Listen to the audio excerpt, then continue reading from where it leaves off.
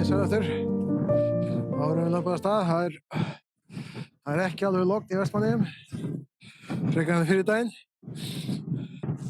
Eins og sagt er að peningar skapa ekki hamingjuna.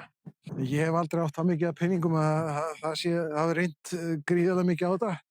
En ég veit allan það, þó að peningar skapa ekki beint hamingju, að þá er ég búinn að læra það að eiga ekki peninga. Það veldur óhamingju, það veldur áhyggjum, það veldur vanlíðan og kvíða. Á mínu heimili, mínu æskuheimili, þá var aldrei talað um peninga. Maður heyrði svona út undan sér, tala um lán, víxla, kannski yfirdrátt seinni tíð. Við vorum kannski ekki fátæk, peningar voru aldrei svona, þeir spruttu aldrei af hverju strái. Einhvern veginn var bara mynstrið þannig að maður var að vinna og það sem þú vannst þér inn, að það bara því eyddirðu. Svo varð ég fullorðinn, fluttaði heiman, fórum að leigja, keyptum okkur eitthvað af því sem maður þarf, örbylgjuofn og sjónvarp og vídeótæki og hvað það var.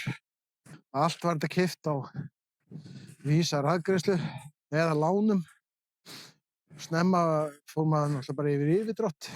En ég kunni ekkert á peninga og ég kunni náttúrulega alls ekki að spara, sko. Þetta var kannski ekki vitleysa en þetta var svona mikil fáfræði. Maður vissi ekkert um þetta. En svona liðu árin, við vorum bara alveg sem mamma og pabbi. Liðum bara mánuð frá mánuði. Og eitthvað kom upp á að þá voru það vandræði, eða bíllinn bilaði. Þá voru það vandræði. Svo fór ég á fjármálanámskeið, man ég. Hvort það var 1 dagur, minnir mig. Og það er svona aðeins, þú hef ekki skilin nema 50% af þessu. Þá svona, hann gaf allan svona grundvallar fannst mér ráð, bara sem að sátu eftir. Til dæmis, ekki kaupa sér eitthvað á rafgreiðslum. Það getur, ekki kaupa á rafgreiðslum. Frekar að safna sér. Og hann skrifaði þetta bara niður upp á töflu. Hvað sjónvarp kostaði eða þú myndir spara fyrir því. Eða hvað sjónvarp kostaði eða þú myndir taka á rafgreiðslu. Og við þurfum alltaf ekki að hugsa lengi hvort er betra. Ekki taka lán, sagði hann, nema náttúrulega flestir verða að taka sér húsnæðislán. Ekki taka bílalán, nema þú verður að gera það. Og þetta segi ég sem er búinn að kaupa 3 nýja bíla, sem er einhver svona mesta þvæla sem maður gerir.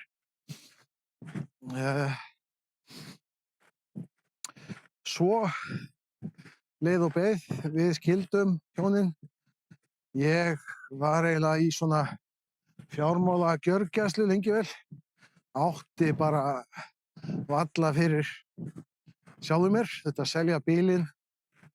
Seldi besta vini mínu bílinn upp í skuld. Hann bjargaði mér alveg á tímabili því að hann leigði mér íbúðina sína í Reykjavík á undirverði, hann hefur getað leigt hana mun hærra. Hann leyfði mér að vera þarna, ég man ekki hvort það var ár, mjög fallegri íbúð á spottprís og hann bjargaði mér algjörlega. Svo flutti ég til Vestmannaeyja 2011. Þá var eitthvað örlítið farið að létta undir. Ég var búinn minni mig með námslánið. Það kláraðist loksins.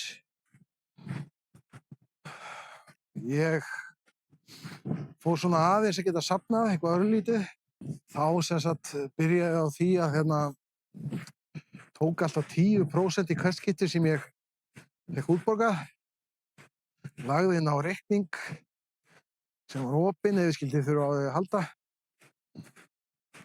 En reyndi svona að gleyma þessu og ég man ennþá eftir þessu augnablikki þegar ég var að labba heim úr vinnu, kíkti í heimabankann, sá ég átti 100.000 krónur tæpar í banka og það var bara fyrsta skipti á ævinni sem ég átti pening í banka sem var eitthvað hægt að tala um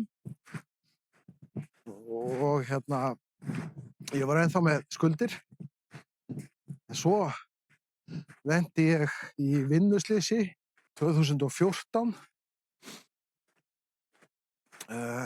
fékk svo út úr því úr tryggingabótum rúmar 4 milljónir og þetta breytti eiginlega mínu lífi, sko. Ég borgaði yfirdráttinn, hafði meira að segja á tímabilið þegar ég bjó í Reykjavík verið með 2 yfirdrætti, bara til þess að lifa af. En þarna notaði ég þessar tryggingabætur, borgaði yfirdráttinn, borgaði bílalánið, borgaði eitt lítið lán sem ég átti eftir og þarna var ég 45 ára cirka, fyrsta skipti á ævinni, skuldlaus. Og ég man að ég átti meira að segja smá afgang, ég átti einhverja rúma 1 milljón í afgang, lagði þennan banka, fyrsta skipti á ævinni, átti ég smá pening í banka, skuldaði ekki neitt, hafði fyrsta skipti á ævinni eiginlega ekki peningaáhyggjur. Þó að sumum finnist kannski 4 milljónir ekki vera mikill peningur og þá átti ég þarna í fyrsta skipti smá varasjóð. En það var svona að ég eyddi þarna 200-300.000 eða meira, hálfur milljón sko í svona aðeins að leyfa mér og leyfa öðrum að njóta kannski leiðinni líka. Og síðan sko líður bara og býður. Ég fór að safna alltaf aðeins meiri pening. Svo keyptum við okkur annan nýjan bíl, ég og konan, seinna. Og þá átti ég fyrir útborguninni og átti svolítið afgang meira að segja. Svo keypti ég litla íbúð til að hjálpa yngri dóttur minni aðeins og að borga upp semst húsnæðislán á henni. Og í dag á ég svo sem ekkert pening nema fyrir utan það, en ég passa mig alltaf á því að eiga varasjóð.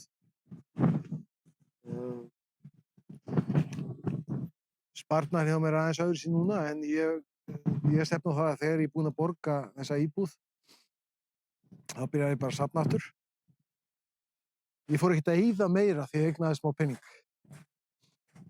Ég hef alltaf verið, kannski af illri nauðsyn, frekar sparsamur, af því maður átti aldrei þeir pening. Svo þegar maður eignaðist pening, þá bara einhvern veginn svona fyrir utan hana smá, utanlandsferðirnar þar og að gefa dætrum minni smá pening og keypti mér sjónvarp man ég í svefnherbergi. En eftir það svona, mín svona neysla, eða mitt lífsmynstur kannski, það breyttist ekkert mikið. Og ég ætti smá pening, ég er ekki að tala um einhverja 20 milljónir sem ég átti, en ég átti þarna á tímabili nokkrar milljónir og gat lyft mér svona það sem ég vildi. En þá einhvern veginn komst ég að því að mig vantaði ekki neitt. Má segja það. Mögulega er það því að maður er orðinn eldri, búinn að svona hlaupa sér hornin. Ég bara vandist aldrei á það, eitthvað lúxus, að vera fyrir mikið út að borða, dýra hluti, skiljiði, dýr föt, eitthvað svoleiðis. Ég bara hef aldrei vanist þessu og eftir að ég fór að geta aðeins leyfa með mér, þá breyttist það ekki neitt. Ég bara er bara einfaldur. Það má kannski segja það, ég í gegnum svona allt þetta basl, að þá hef ég áttað mig á því sko að hlutir eru ekkert að fara að veita manni mikla hamingju. Hlutir eru ekki það sem skipta máli í lífinu. Ég má koma hérna með nokkur einföld sparnaðar og svona í restina. Ég náttúrulega get ekki gefið neitt annað heldur einföld ráð. Ekki kaupa nýjan bíl, keyptu frekar notaðan, vel meðfarinn bíl. Ekki taka lán nema þú virkilega þurfir á því að halda. Húsnæðislán verða flestallir og eiginlega allir að taka. Ekki taka bílalán. Ef þú hefur ekki efni á bílnum þá skaltu bara sleppa því að kaupa þér svona dýran bíl. Bílar eru ótrúlega dýrir.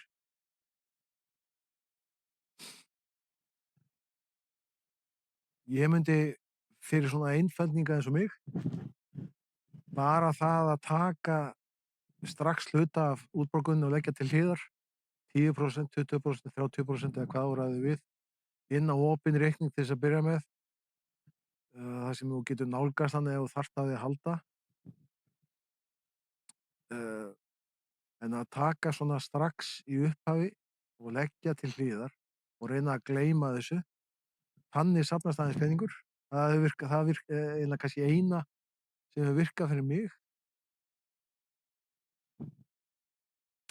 Og ég myndi segja kannski grundvallar ráðið er að eyða minna en þú aflar. Ef þú ert að eyða meira heldur en þú ert að fá inn, þá verður einhvers staðar að skera niður. Það er bara mjög einfalt. Sumir segja að þá þurfum maður að afla meira og það er kannski alveg rétt.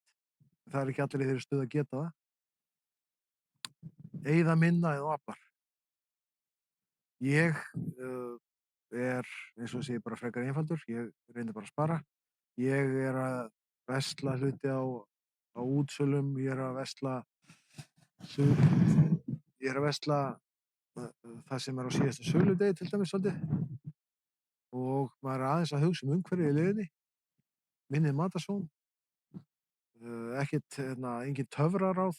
Bara spara. Því lengur sem maður nær að spara, því meira áttu. Ef ég hefði getað farið tilbaka núna, frá því ég var kannski 20 ára, þá hefði ég viljað að ég hef tekið alltaf smá af hverri útborgun og lagt til hliðar.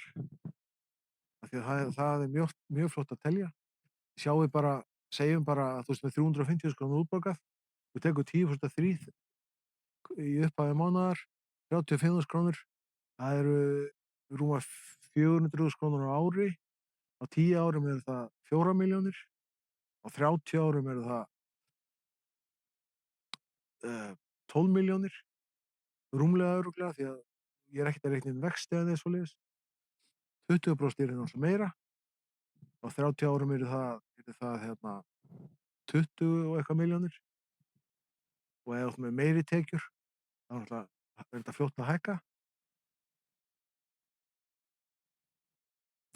En þetta er svona frekar einfeldningsleg ráð sem ég er að gefa. En peningar skipta máli og það er ekkert einstaklega erfitt að eiga smá peninga ef maður notar aðeins skynsemina. Ekki kaupa þér stærra hús heldur en þú þarft. Ekki kaupa þér dýrari bíl heldur en þú þarft. Fyrir mér einu utanlandsferð á 2 ára fresti og ég veit að þetta er persónubundið. Sumir vilja fara oftar og bara allt í lagi. Mér finnst það að vera peningasóun. Að fara dýrt út að borða, mér finnst það að vera orðið peningasóun, ekki peninganna virði. Er það vegna þess að ég er búinn að fara það oft út að borða að mér finnst þetta ekki vera merkilegt lengur? Er það vegna þess að ég er búinn að fara það oft til útlanda að mér finnst þetta ekki verið svo merkilegt lengur? Ég veit það ekki. Kannski er þetta blandað þau saman og auðvitað er fólk bara misjafnt.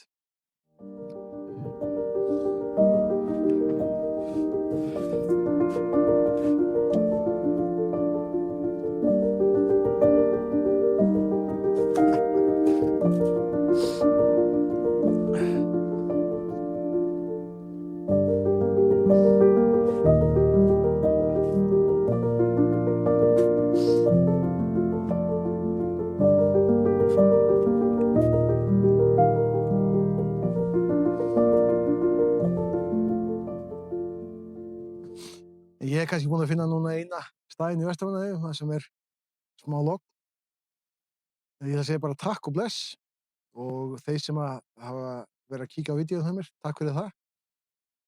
Við sjáumst bara í næsta vídeói. og ég ætla ekki að lofa logni þá, en vonandi verður ekki á hávaðarok. Takk fyrir.